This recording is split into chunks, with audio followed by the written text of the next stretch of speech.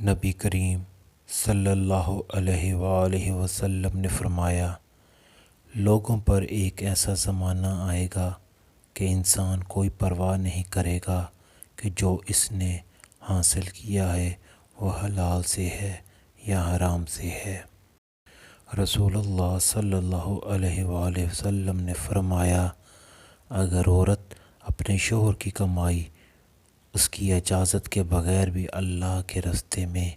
خرچ کرتی ہے تو اسے آدھا ثواب ملتا ہے۔ رسول اللہ صلی اللہ علیہ وآلہ وسلم نے فرمایا، مومن کی مثال پودے کی پہلی نکلی ہوئی ہری شاخ جیسی ہے کہ جب بھی ہوا چلتی ہے اسے جھکا دیتی ہے، پھر وہ سیدھا ہو کر مصیبت برداشت کرنے میں کامیاب ہو جاتا ہے۔ اور بدکار کی مثال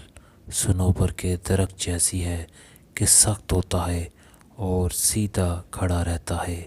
یہاں تک کہ اللہ تعالیٰ جب چاہتا ہے اسے اکھاڑ کر پھینک دیتا ہے۔